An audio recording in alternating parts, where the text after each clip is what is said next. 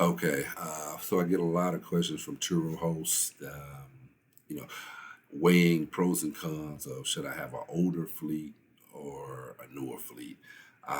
Today I was running through YouTube and I seen a guy. I watch a lot of his stuff. He's out of Kentucky, I believe. I believe his name is Tony. I believe the name of his company may be Tony's Luxury Vehicles or something. He's up in Kentucky.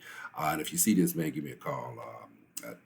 Wouldn't mind chopping it up with you for a little bit. But this was a classic thing, an issue that came up as far as why I try and stay and believe in the newer cars. At least I'll tell you why I do the newer cars.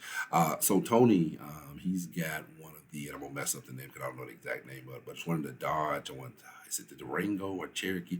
But it's one of the Dodge SUVs. I don't know if it's the Durango or the Cherokee, but it's got the big Hemi in it, the SRT thing. One of the fast ones, SUV. And forgive me, Tony, for not knowing the exact model engine in it. That's in it, but it's one of the Hemis, just real popular with the SUVs. And what he had rented, the guy, I think he had said, the guy rented it for the weekend from Turo, brought the car back, and I thought, so when he was showing it, I thought it was just going to be, unclean inside, maybe some damage on the outside, which is horrible enough. But he goes around the car, and so not much damage on the outside, if any, I don't think. But when he gets inside, it's ashes everywhere. There was condoms in the car, just quite filthy inside the vehicle, and so that was bad enough. And I was like, oh man, I felt bad from then. But then, and he went to the engine and let you hit the engine, and this man had just, the guy who had the car had just, I guess Tony also has some type of OBD thing that goes in there, something that can tell if the car is accelerating hard, if you're racing, how fast you're going, braking hard. And this guy had really just been running and racing the car. Luckily he didn't wreck it. And so I had a question for Tony. Can you, being that that's a mechanical issue, now I know with the claims with Turo, if they damage somebody with the engine and stuff, with the mechanicals of the car, not something like a tire or wheel that you can see just damaged, but something just from driving hard or something like that. Can you actually make a claim on that and get reimbursed from Turo? That's a question I would love to get answered from Tony. So Tony, if you would, like I say, if you wouldn't mind chopping it up, I could ask you a few other questions. But that's one of my questions on that. So the car, I believe his vehicle had about 60,000 miles.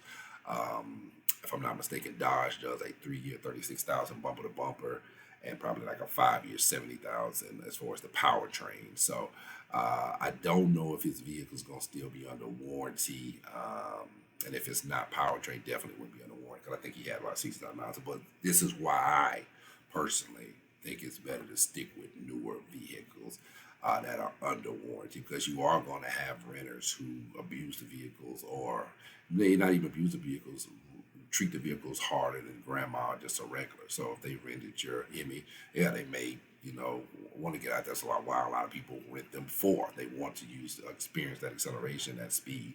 And so just knowing that, especially on a car like that, a luxury car or a high powered car like that, a very powerful vehicle, I stay on the side of being buying these vehicles under warranty. When that warranty is up, a lot of time I think it's better to go ahead and get rid of the car. Yeah, you can buy the car 3-4 years down the road cheaper than buying it brand new, but you don't have that warranty. So if your car is still under warranty, anything happened to it, you just take it back to Dodge or whatever, and they fix it for free, and you probably even get a loan or whatever. But if you don't have that and you're out there, that's why people get rid of these cars. You got your Dodge, anything out there, your Cadillac luxury cars, 70,000 miles on the engine blow up. That's on you most of the time.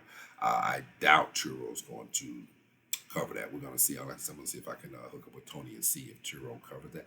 But most of the time, as far as engine problem, mechanical, if it's not something like a wheel or something where you can see the Turo gas damaged it, they're not going to cover that. They're not going to cover your engine without it in the car. 9 times out of 10. Maybe Tony may have to get something because he's able to show. I think this guy was running 120 miles per hour. But even with that, will they cover that? And again, it's a good question for Tony. I'll see if I can follow up with him. But I just wanted to let you know this is one of the things I saw on Tony's video this morning. and it made me say I'm gonna come out and do another Turo video. This is why I try and stick away from so it can be such a headache. And then the older cars, like I've had older cars in our fleet before, and they have issues, and you got to go. A lot of times you're spending more money, going trying to get the customer taken care of, trying to get the car back. It can just be issue on issue with these older cars, and repairs aren't cheap. And I'm not saying you can't win in that want to buy a less expensive car with higher miles, because I've done it before and I've seen it work. But when I did do it was cars that I knew the background of. I knew they were in great shape, because I have another business and it's a lot dealing with automotive. So I knew the car was in great shape. It was a little Kia. I got it for just a few grand, and it was going almost every day, and it did good. But I knew the car was in great shape. It had been taken care of. I knew the previous owner, all of that. So with some stuff like that, or if you do like a Honda, Toyota, of course they run forever, so you can sometimes get away with that.